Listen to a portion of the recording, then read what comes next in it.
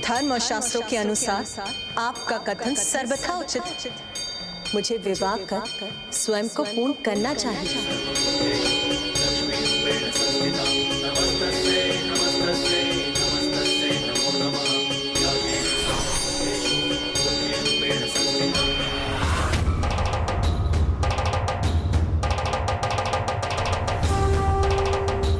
मैं अपने विवाह के लिए प्रस्तुत, किंतु मैं अपने वर के रूप में किसका चुनाव करूं?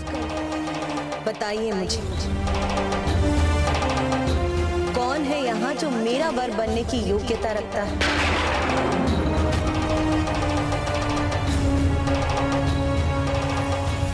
माता को शीघ्र उत्तर ना प्राप्त हुआ तो वो अवश्य कुपित हो जाएंगी। मुझे शीघ्र ही इस समस्या का समाधान सोचना होगा।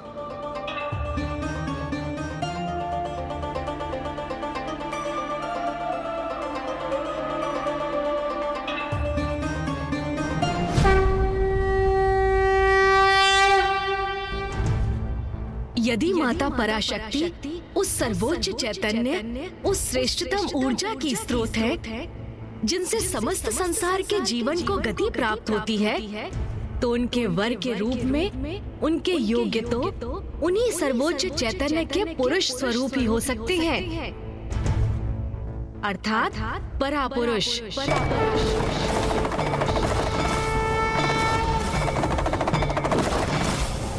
आदि महादेव। हमें तत्काल उनका आवाहन कर उन्हें यहाँ प्रकट होने का आग्रह करना चाहिए।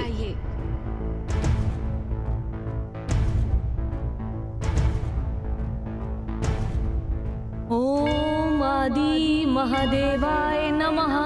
ओम आदि महादेवाय नमः। ओम आदि शंकराय नमः।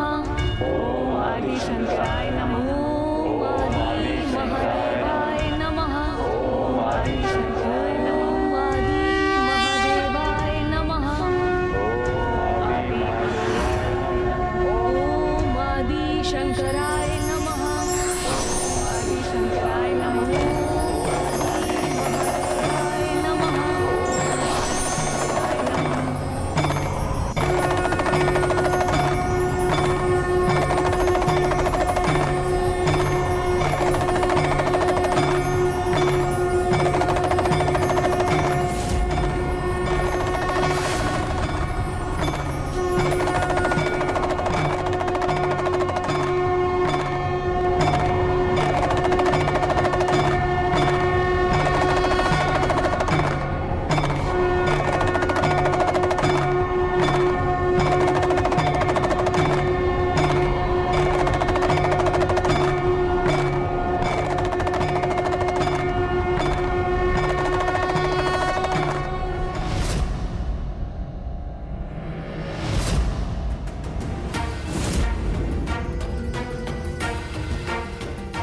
महाशिव ने तो अपने योगी रूप में ही दर्शन दिए हैं। इस रूप में उनका विवाह कैसे कराएं? प्रणाम प्रभु। आपका आवाहन हमने विवाह हेतु किया था, इसीलिए हे प्रभु, आप अपने मनोहर रूप में दर्शन देने की कृपा कीजिए।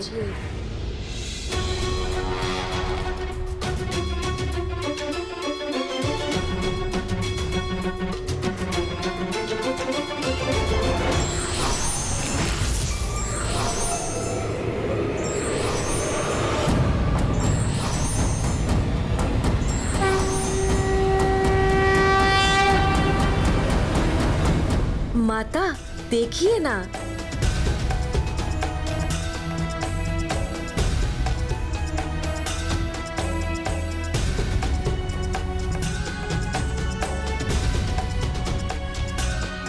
प्रभु मदन कामेश्वर महाशिव।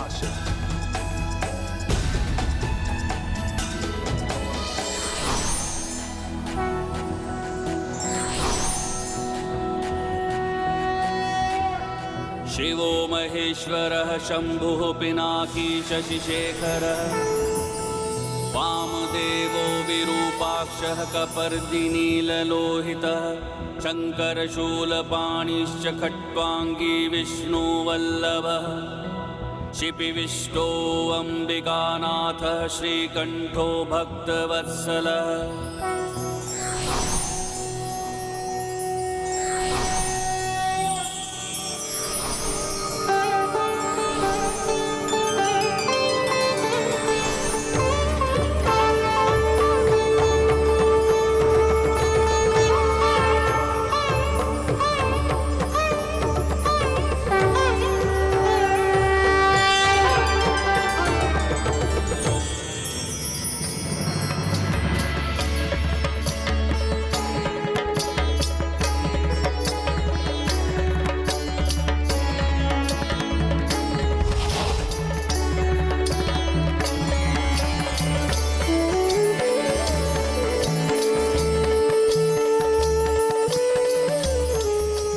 माता ललिता ने अपना सौम्य स्वरूप धारण किया है।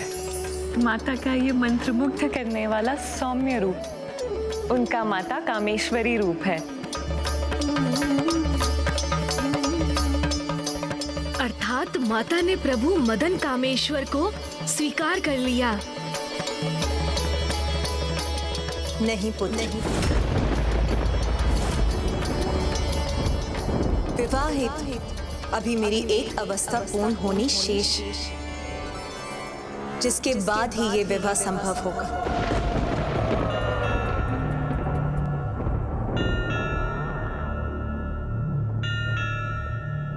कौन सी अवस्था माता? सीमाओं में बंधकर तो शक्ति भी शक्तिहीन हो जाती। स्वतंत्रता मेरा अधिकार भी है और मेरा स्वभाव भी। उसी से मुझे संपूर्णता का आभास होता है। इसीलिए जो मेरे आचार विचार व्यवहार की स्वतंत्रता का सम्मान करेगा, जो मुझे किसी भी बंधन में बांधने का प्रयास नहीं करेगा, वही मेरे वर बनने के योग्य होगा।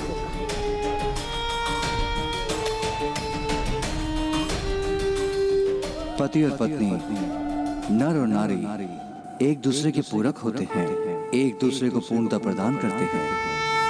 उनमें समानता का भाव तो होना ही चाहिए। वही समानता हमारे संबंध का भी आधार होगी। आप मेरी पत्नी के रूप में मेरी अर्धांगिनी होंगी, मेरे बंधन में बंधी मेरी अनुगामिनी नहीं, प्रत्येक रूप से मेरे समान मेरी सहभागिनी होंगी।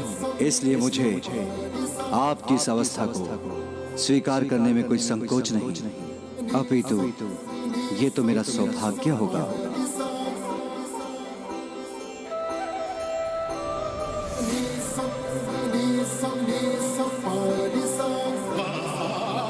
तब तो मैं इन्हें अपने सुयोग वर के रूप में सहर्ष स्वीकार करती हूँ। और अब हमारे विवाह में कोई विलंब नहीं होना चाहिए।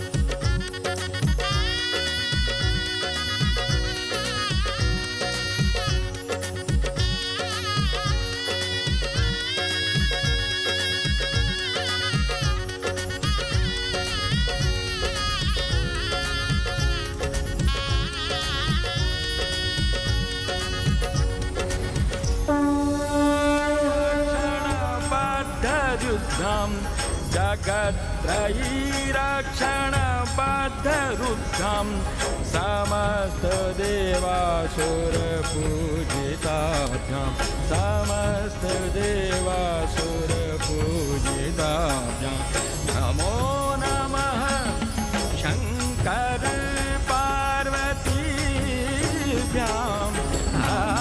नमो नमः।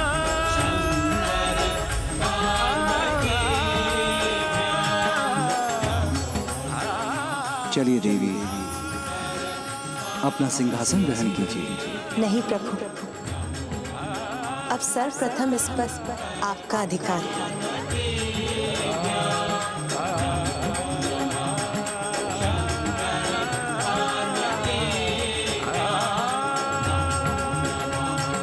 नमो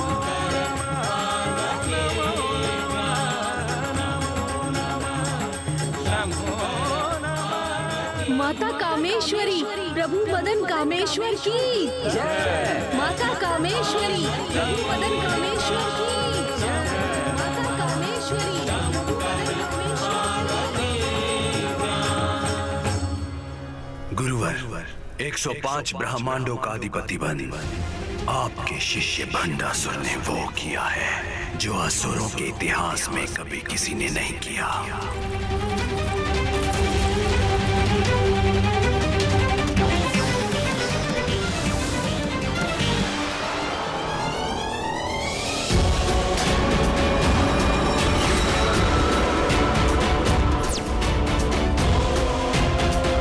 इसलिए विश्वास रखिए कि आपके आशीष और गणेश जी की कृपा से मुझे मेरे सिंहासन से कोई नहीं टिका सकता। जी गुरुदेव, हमारे पिता असुर महानायक श्री भंडासुर जी की अखंड सत्ता में कभी कोई परिवर्तन नहीं होगा, और यदि होगा भी तो मात्र उन ब्रह्मांडों की संख्या पे जिन पर हम विजय पाकर उनके समस्त साम्राज्य का विस्तार करेंगे। असुरों का इतिहास साक्षी है। असुर महानायक अनेकों बार अत्यंत पराक्रमी असुर योद्धाओं ने असुर साम्राज्य स्थापित किया, परंतु प्रत्येक बार उनका अहंकार असुर साम्राज्य का पतन का कारण बना।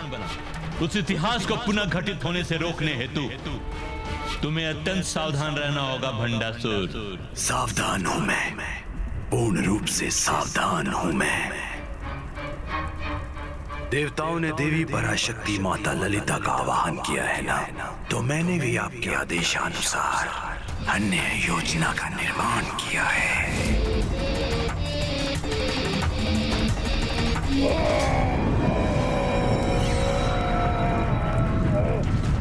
पूर्व के असुरों के समान मैं देवी की शक्ति के प्रति असावधान नहीं हूं। इसीलिए यदि अभी देवता माता पराशक्ति के आगमन का आनंद लेना चाहते हैं तो उन्हें ऐसा करने दीजिए। इतना तो चलता है, इतना तो चलता है। इस शुभ अवसर पर मैं आपको कुछ भेंट प्रस्तुत करना चाहता हूं।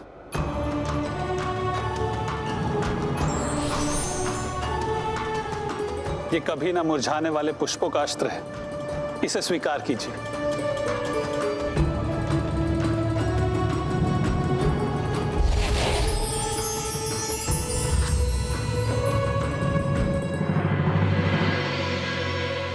मैं भी अवश्य माता को उपहार समर्पित करने का सौभाग्य प्राप्त करूंगा।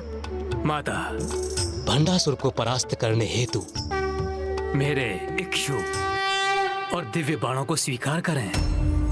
मैंने ही तो भंडासुर की रचना कर माता को कष्ट दिया है, और उनके दर्शन पाकर भी मैं उनसे क्षमा याचना करने में असमर्थ रहा, तो मैं माता को कोई उपहार देने योग्य कहाँ?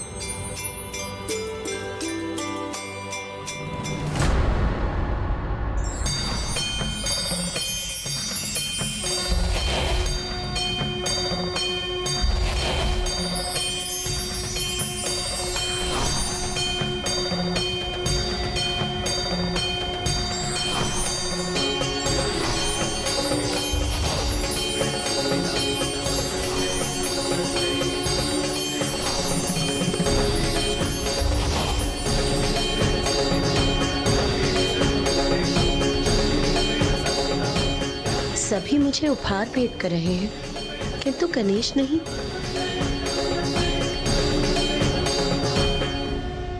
क्या हुआ पुत्र गणेश? क्या तुम मुझे कोई भेंट नहीं दोगे?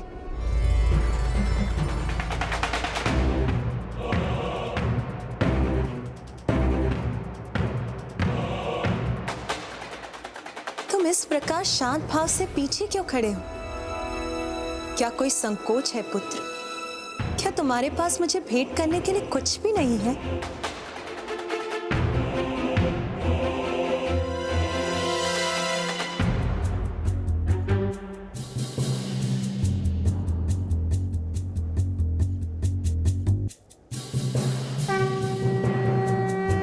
माता, मैं किस अधिकार से आपको भेंट दूं?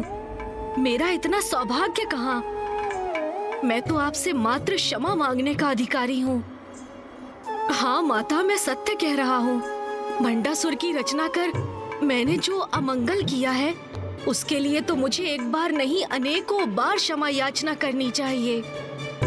जो स्वयं मंगल का प्रतीक हो, वो भला कोई अमंगल कैसे कर सकता है?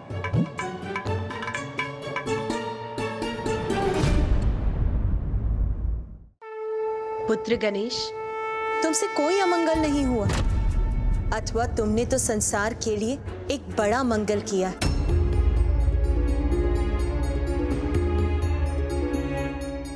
भंडासुर का होना मेरे प्रकट होने का कारण बना पुत्र, तो क्या ये अमंगल है? यदि नहीं तो आओ पुत्र, आगे बढ़ो, आओ और आकर मुझे अपनी भेंट समर्पित करो।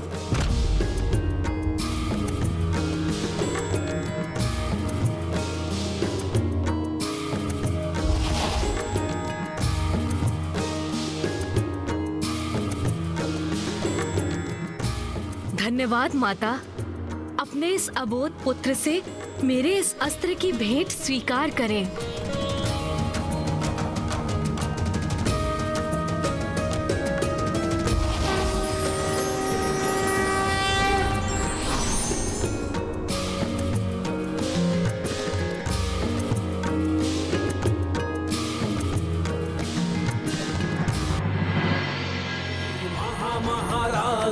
महामहाशक्ते महामहागौप्ते महामहाज्ञप्ते महामहानंदे महामहास्कंधे। तुम चिंता मत करो पुत्र, भंडासुर को उसके सभी अपराधों का दंड अवश्य प्राप्त होगा। अब ना ही उसे अपने बचाव का अवसर प्राप्त होगा और ना ही पश्चाताप का। समय जो तुम्हें चेतावनी दे रहा है उसे समझो भंडासुर। अपने ऊपर छाए इस महासंकट को इतनी सहजता से मत लो, क्योंकि आज देवी पराशक्ति माता ललिता के आविर्भाव के साथ महादेव के वरदान अनुसार तुम्हारे शासन के 60 सहस्त्र वर्षों की अवधि भी पूर्ण हो चुकी है।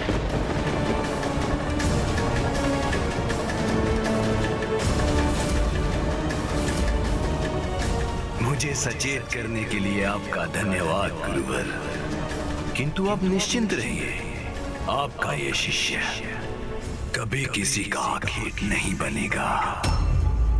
मेरा साम्राज्य इतनी शीघ्र नहीं मिटेगा।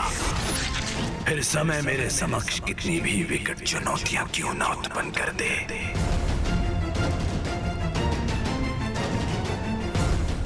मैं भी उन्हीं सभी का सामना करने के लिए तैयार हूं। उन्हीं सभी का सामना करने के लिए तैयार हूं। मैं भी उन्हीं सभी का सामना करने के लिए तैयार हूं।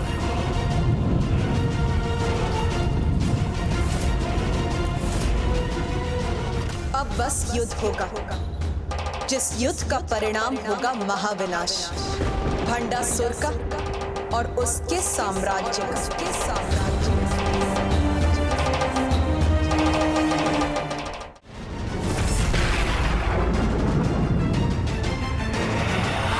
गुरुदेव, अब विश्वास हुआ आपको कि जो मेरा संकट बनने आएगा उसकी मृत्यु का घोर संकट तो उसी पर ही छाएगा।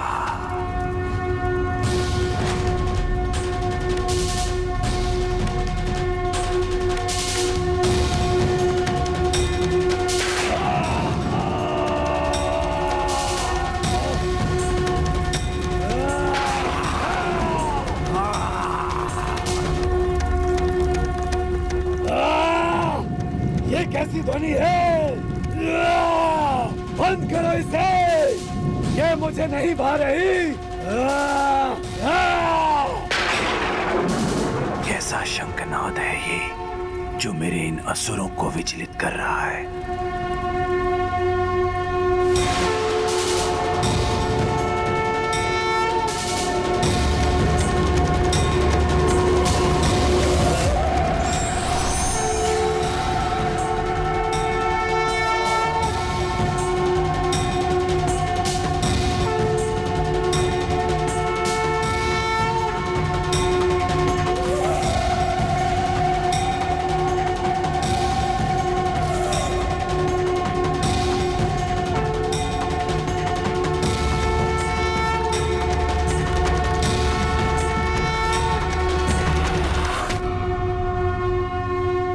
विशेष सेना और रथों को उत्पन्न करने हेतु श्री माता ललिता ने अब अपनी योद्धा स्वरूप देवियों को उत्पन्न किया है। उनके दाहिनी ओर है माता मंत्रीनाथा, जिनसे मंत्रणा कर श्री माता ललिता युद्ध का संचालन करेंगी। और माता की बाईं ओर है वरामुखी माता दंडीनाथा, श्री माता ललिता की सेनापति।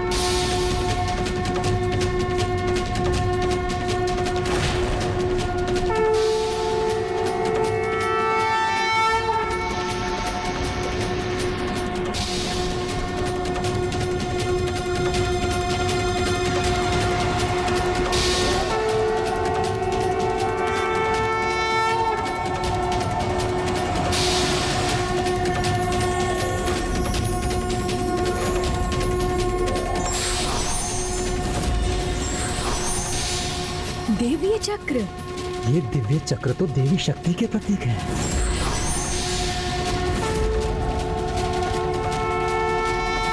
वो शक्ति जिसका न कोई आदि है न अंत है। कदाचित वो समय आ गया है जिसका संसार साक्षी बनेगा कि परम माता श्री माता ललिता की अनंत शक्ति का छोटा सा भाग भी कितनी अपार शक्ति उत्पन्न कर सकता है।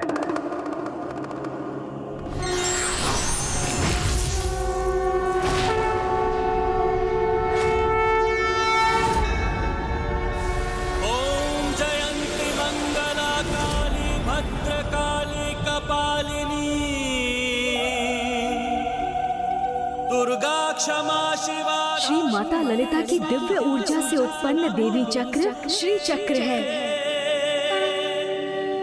जो अब उनका श्री चक्र राजरथ का रूप धारण कर रहा है।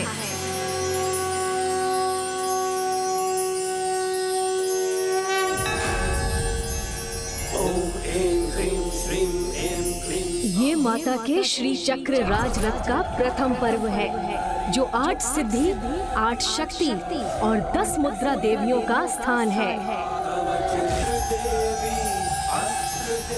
ये माता के श्री चक्र राजरथ का दूसरा पर्व 3 कृपाणिका देवियों और उनकी सेना का स्थान है।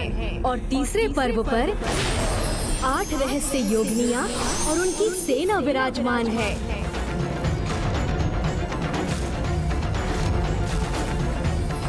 चौथे पर्व पर 10 निगर्भ योगिनियां स्थित होती हैं। पांचवा पर्व 10 कुलोत्रिना देवियों के लिए निर्धारित है। छठा पर्व 12 संप्रदाय शक्तियों का नियत स्थान है। परमेश्वर परमेश्वरी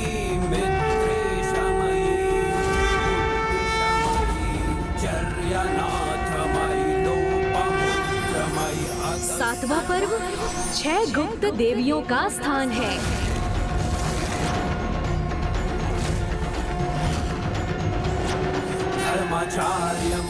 आठवां पर्व 16 चंद्रमा काल रूप गुप्त देवियों का स्थान है।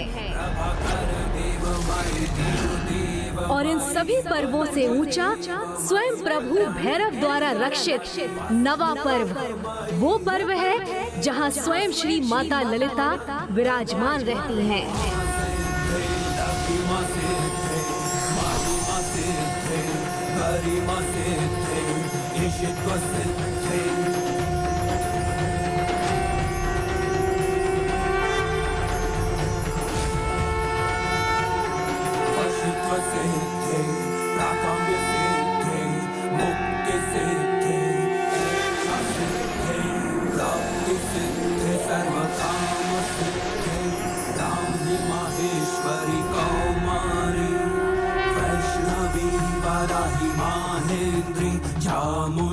दाईं ओर माता मंत्रीनाथा का गे चक्र राजरथ है, जिसका फैलाव 7 योजन के क्षेत्र में है, जिसके 7 पर्व हैं और जिसके सारथी हसंतिका देवता हैं।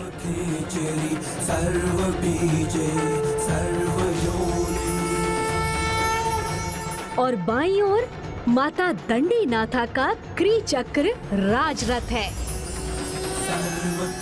जो 6 योजन ऊंचा है और जिसके 6 पर्व हैं और सारथी है देवी स्तंभिका।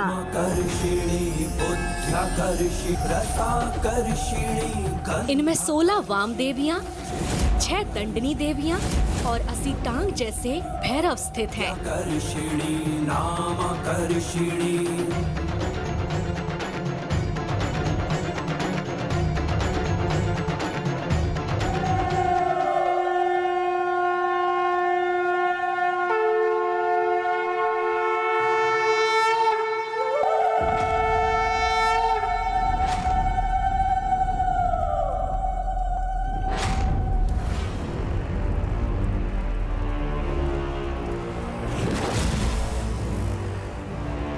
युद्ध का शंखनाद था ये। माता ललिता ने इस शंखनाद से युद्ध के आरंभ की घोषणा की है। अब किसी समय भी अमरपुर पर उनका आक्रमण हो सकता है।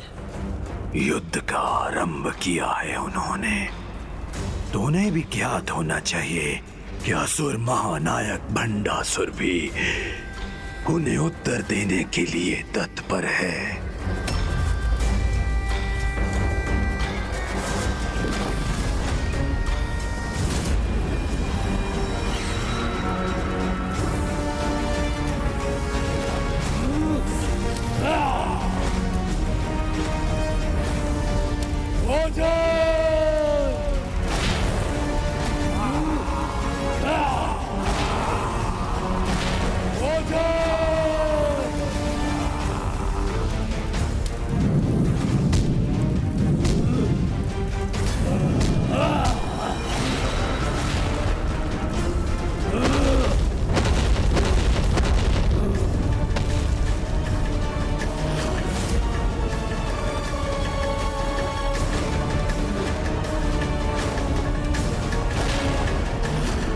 असुरों के महानायक भंडासुर को प्रणाम।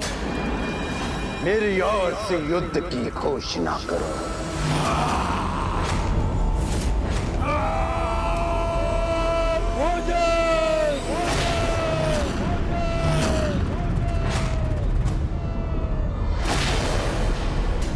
इस भयंकर हुंकार का स्वर तो अमरपुर अथवा उसके निकट से ही आता प्रतीत हो रहा है।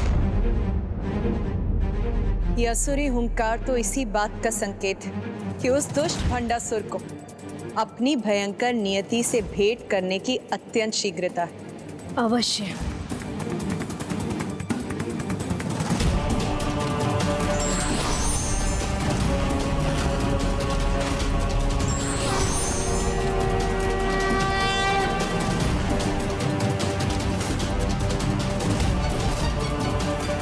प्रणाम माता।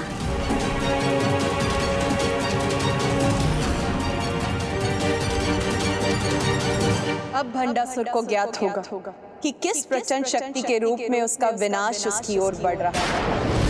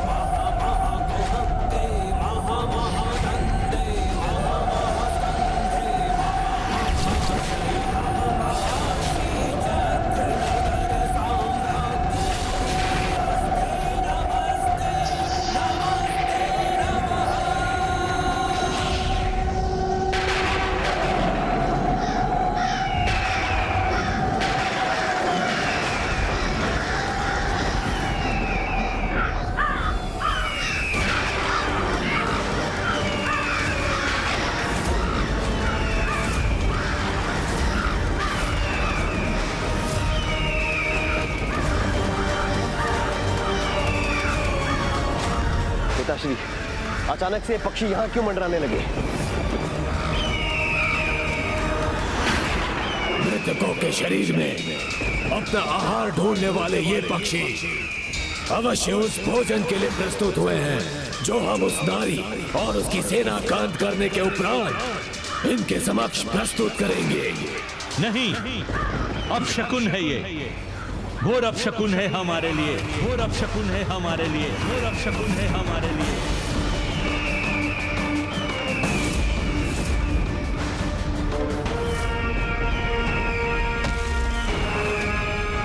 ये दूसरा अपशकुन है। ये और भी बड़े संकट का संकेत है। इन संकेतों को सहजता से लेने की भूल मत करो भंडासुर। ये अपशकुन है, इस चेतावनी को समझो। कदाचित तुम्हारे ये महासुर पर्याप्त नहीं है, इसलिए शीघ्रता कर किसी अभेद्य योजना का निर्माण करना होगा जो इस युद्ध के परिणाम को तुम्हारे विपरीत जाने से रोक सके, तुम्हारे विपरीत जाने से रोक सके, तुम्हारे विपरीत जाने से रोक सके।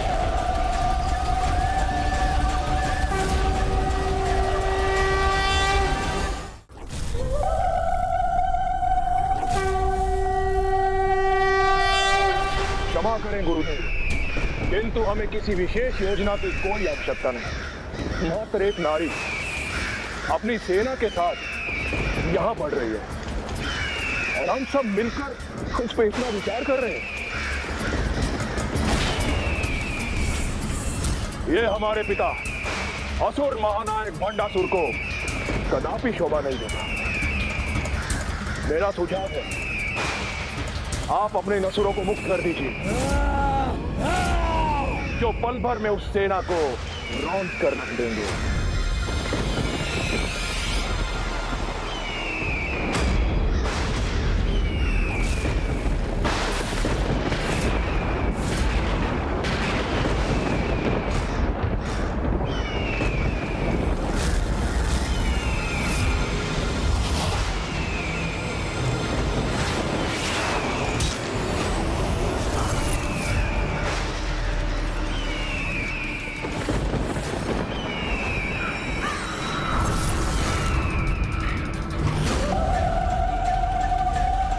माता के कथन के अनुसार अब तक तो भंडासुर को इसका आभास हो गया होगा कि उनकी सेना अमरपुर की ओर बढ़ रही है। पुत्र गणेश। जी प्रभु। इन तीनों रथों के आगे बढ़ने का आभास मात्र भंडासुर को ही नहीं अपितु समस्त जगत को हो गया होगा। हाँ ब्रह्मदेव, अद्भुत दृश्य है ये। तीनों विशाल रथ एक साथ गतिमान हो रहे हैं।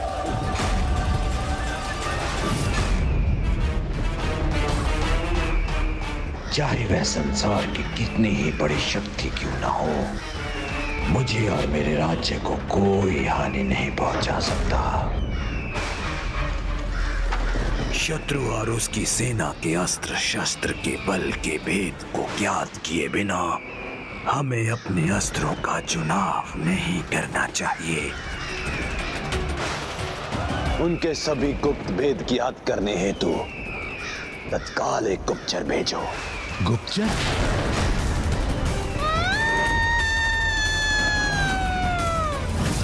चित्कार की ध्वनि तो हमारी माता की प्रतीक होती है। हमें भवन में चलकर देखना चाहिए।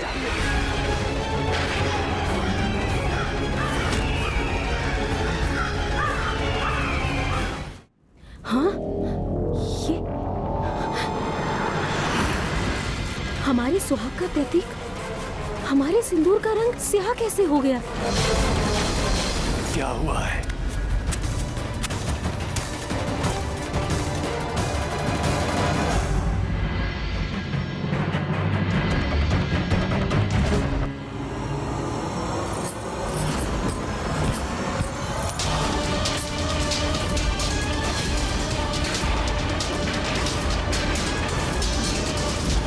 देखिए असुरराज, ये कैसा अनर्थ हुआ है यहाँ। सर्वप्रथम हम सबकी मांग का सिंदूर स्वतः ही स्याह हो गया और अब हमारे मंगलसूत्र भी टूटकर बिखर गए।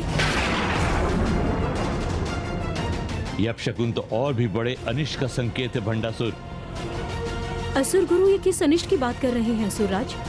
किस दुर्भाग्य की पूर्व सूचना है ये? माता पराशक्ति की जय! माता पराशक्ति की जय, माता पराशक्ति की जय। शीघ्र ही असुर महासभा हेतु सभी असुर महामंत्रियों और सेनापतियों को प्रस्तुत करो।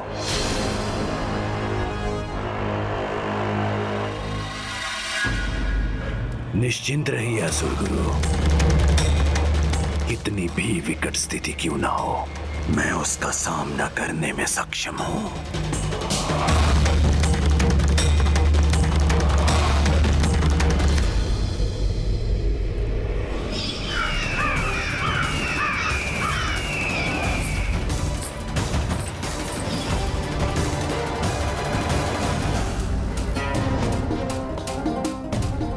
जो भी माता पराशक्ति के मार्ग की बाधा बनेगा, इन्हें रोकने का प्रयास करेगा, वो स्वयं अपने अंत को आमंत्रित करेगा। अपने पराक्रम से हमने देवराज इंद्र को पराजित किया है। एक नहीं, अनेकों ब्रह्मांडों में आपका आधिपत्य स्थापित किया है। हमारे समक्ष ये अकेली नारी उस दुर्बल गिलहरी के समान है जो मूर्खतावश किसी विशाल काय गज को चुनौती दे बैठी है। वो अकेली नहीं है।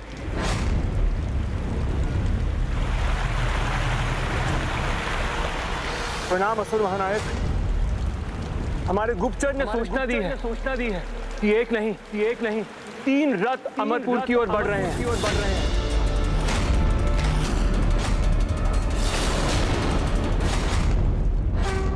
अब भंडासुर जानेगा नारी की वास्तविक शक्ति, जब उसका संहार करेगी माता पराशक्ति।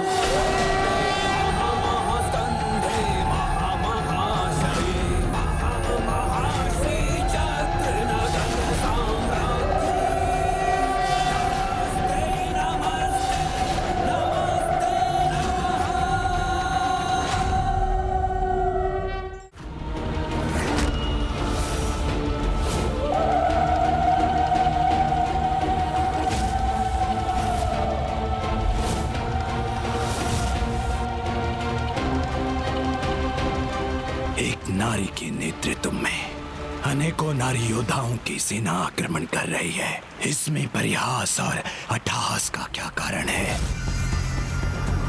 कोई समझाएगा मुझे? क्षमा करें असुर महानायक, परंतु ये परिहास नहीं तो और क्या है? एक नारी अनेकों ब्रह्मांडों की अधिपति, महानतम असुर महानायक भंडासुर जी को चुनौती देने का दुस्साहस कर रही है, और वो भी नारी योद्धाओं की दुर्बल सेना के साथ। असमानता के इस युद्ध में क्षति हमारी नहीं, उनकी ही होगी। हाँ पिताश्री, हमें कोई क्षति नहीं पहुंचेगी। जैसे शुंभ निशुंभ को कोई क्षति नहीं पहुंची और जैसे महिषासुर भी आहत नहीं हुए।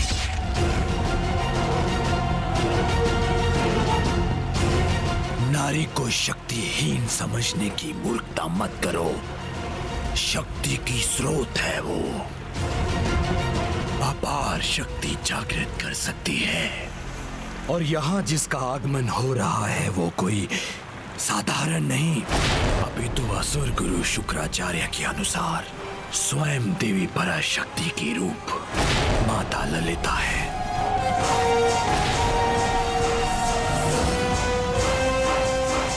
किंतु असुर महानायक, जिसका नाम ही ललिता हो वो तो कोमल ही होगी, क्योंकि सत्य यही है, यथा नाम तथा गुण।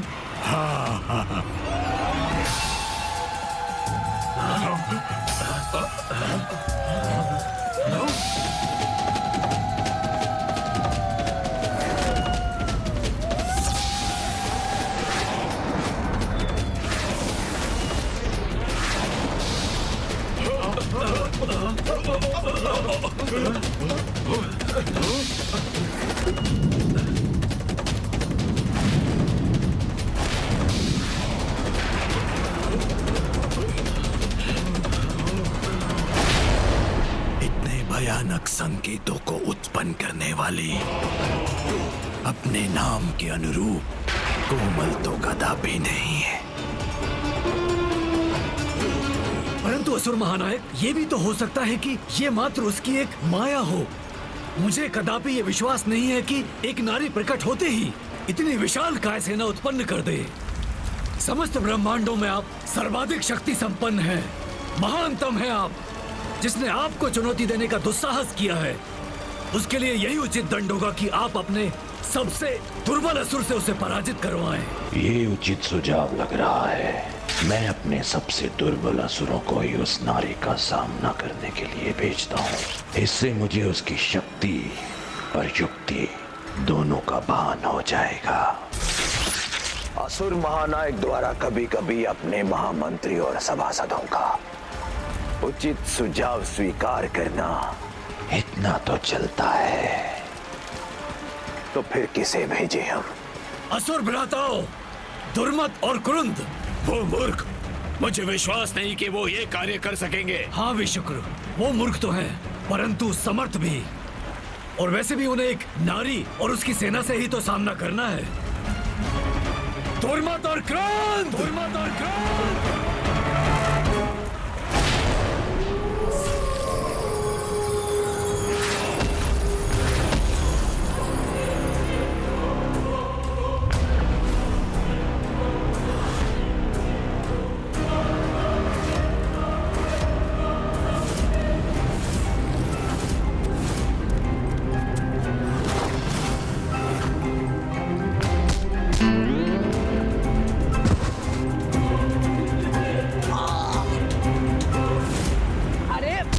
यहाँ से तुमसे पूर्व यहाँ मैं आया था, इसलिए भीतर भी मैं जाऊंगा।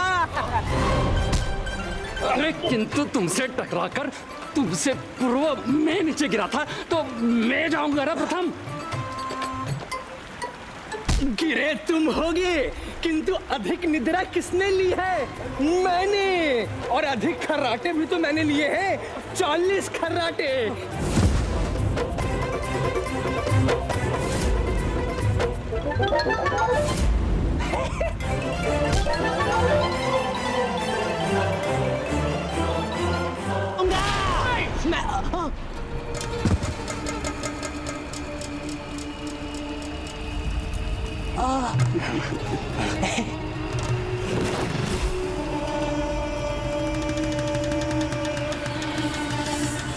प्रणाम असुर महानायक।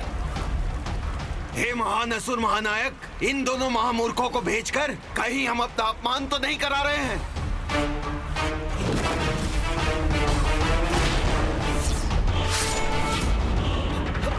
मेरा हाथ, मेरा हाथ कहाँ गया? कहा था ना मैंने, मूर्ख हैं परंतु समर्थ भी। कितनी तीव्र गति और शक्ति से अपने शत्रु का आखेट करते हैं ये। देखिए महानायक। जाओ तुम दोनों और अमरपुर की ओर बढ़ते हुए रथों को रोको। ये कार्य तो मैं ही करूंगा। असुर महानायक का प्रमुख सेवक जो बनना है मुझे। नहीं, ये कार्य मैं करूंगा। मैं क्यों न बनूं उनकी दृष्टि में वाहन? नहीं, मैं करूंगा। ये तो यहाँ से जा ही नहीं रहे। कदाचित हमें दूसरे योद्धा को भेजना पड़ेगा असुर महानायक, जो आपके आदेश का पालन करने में समर्थ हो। नहीं नहीं नहीं, नहीं। हम ही जाएंगे। ये महान कार्य हम ही करेंगे। मैं जाऊंगा। मेरा रास्ते में मैं जाऊंगा। चुप रहो, तुम्हें नहीं आता तो बताओ, मैं जाऊंगा। मंत्री कुटिलाक्ष, आपस में उलझकर ये अपना कार्य न भूल जाएं। इसे सुनिश्चित करने आप भी जाइए इनके साथ। जैसी आपकी आज्ञा महानायक।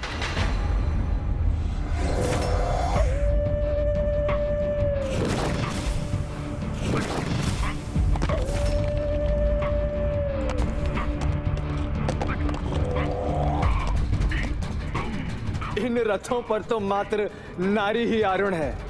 ये कार्य मुझे सौंप दें। नहीं, इन नारियों का संहार तो मेरे ही कुशल हाथों से शोभा देगा। नहीं, मैं जाऊंगा। मैं जाऊंगा। नहीं, मैं जाऊंगा। अरे मैं जाऊंगा। शांत। कदाचित मुझे ही जाकर असुर महानायक भांडासुर जी को यहाँ बुलाना होगा। नहीं नहीं, उन्हें बुलाने की क्या आवश्यकता है? हम दोनों आपस में क्रीड़ा से निर्णय ले लेंगे। हाँ, ले लेंगे ना? हाँ, ले लेंगे। और क्रीड़ा में जो विजयी होगा वही आगे जाएगा। हाँ। देखो, इस पत्थर का सपाट भाग चित और ये खुरदरा भाग पट। देखो पत्थर उछाला, बोलो चित या पट, बोलो पट पट पट पट आ गया। अब मैं जाऊंगा। दुर्मत जाएगा, नारी सेना को समाप्त करके आएगा।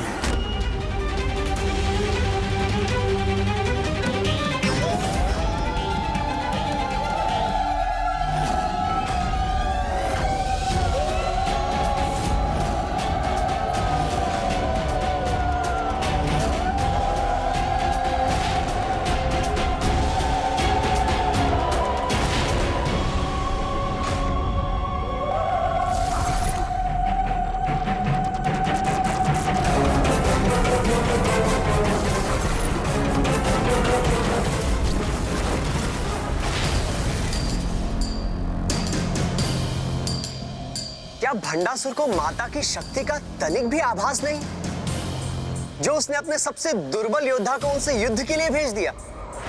भंडासुर बहुत चतुर है भैया। इसे भेजने के पीछे भी उसका कोई ना कोई उद्देश्य अवश्य होगा।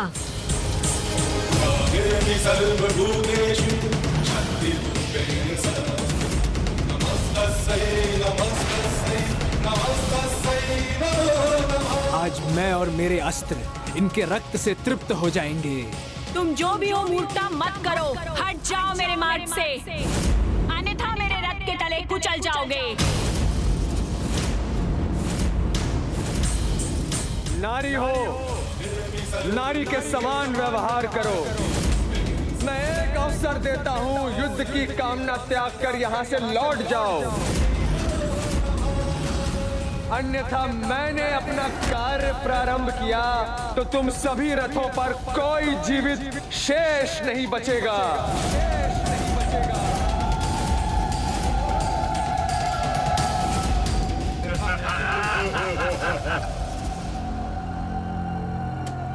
रुकिए देवी दंडीनाथा।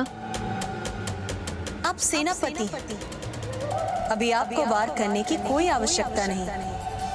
सर्वप्रथम आप अन्य देवियों को उनके शौर्य का परिचय देने दीजिए।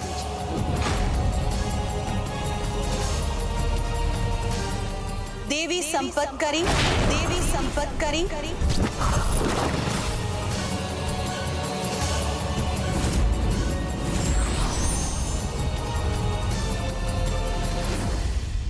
प्रणाम माता। विजय भव।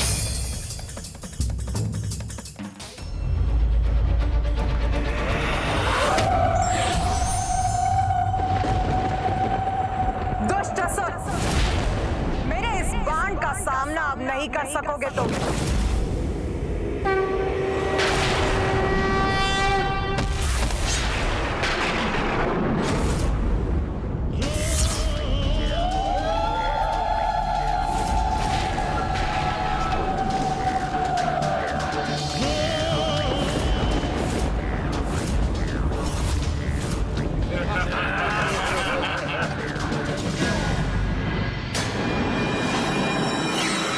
मेरी गति का परिचय तो तुम्हें हो ही गया होगा देवी। इसके पहले कि तुम कुछ भी करो, मेरा ये खड़ग अपना कार्य कर चुका होगा। इसलिए अपने बचाव में कुछ भी करने का प्रयत्न न करना। असंभव! ये कैसा छल किया है इसने, जिससे माता संपत्करी रुकने पर बाध्य हो गई? देव सेनापति कुमार कार्तिकेय, ये असुर हैं, असुर। युद्ध के नियमों का पालन करना इनकी प्रवृत्ति नहीं, ये तो छल स्वरूप पीछे से आक्रमण करते हैं सदैव। छल को अपना बल बनाने में महारत प्राप्त है हम भ्राताओं को। शत्रु का संहार करना एकमात्र लक्ष्य है, जिसके हेतु शत्रु के वार के प्रकार की चिंता किए बिना बस वार करते हैं हम। अद्भुत! इन दुर्मत जी ने नियमों की सीमाओं को लांघकर इन देवियों को सीमाओं में बांध दिया।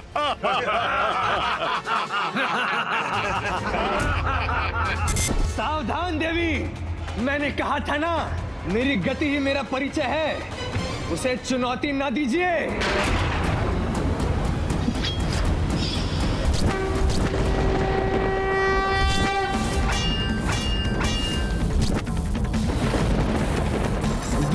का खड़ग है ये, इसके प्रहार को रोकना इतना सरल नहीं।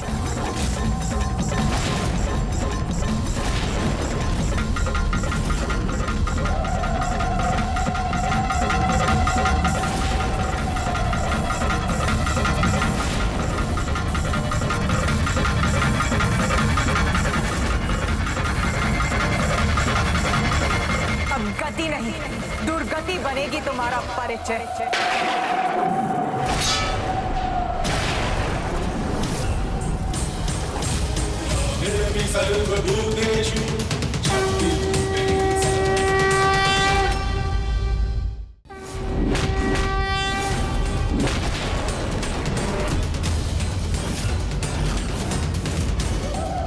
असंभव, भ्राता दुर्मत का प्रहार व्यर्थ कर उन्हें ही आहत कर रही है देवी। जब अधर्म का सामना धर्म से होता है तो उसका अंत आरंभ हो जाता है, और अब दुर्मत के साथ भी वही हो रहा है। जिस गति को तुम अपना परिचय, अपनी विशेषता कहते हो, वो हम नारियों की शक्ति का एक साधारण गुण है। तुच्छ नारी, ये तुम नहीं, तुम्हारा अहंकार बोल रहा है, जिसे मैं अभी अपने प्रहार से नष्ट कर दूंगा।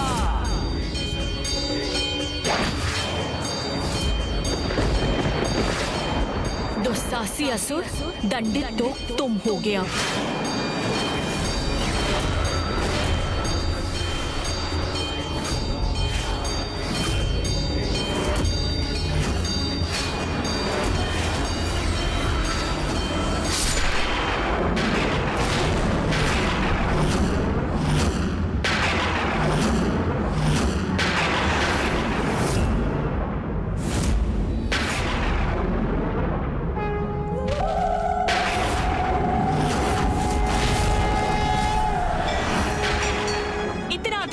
तुम्हारा, मेरे मुकुट को क्षति पहुंचाई तुमने।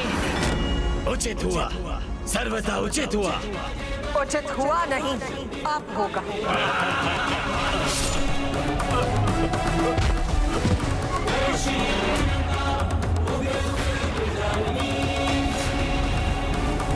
संपत करी एक साधारण असुर सैनिक का वध किया तो क्या हुआ?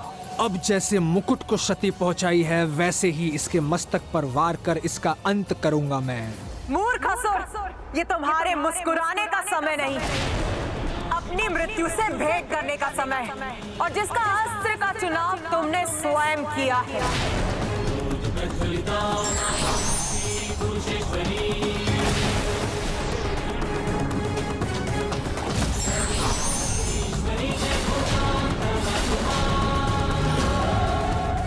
अब मुझ पर वार करने का अवसर नहीं दूंगा मैं तुम्हें।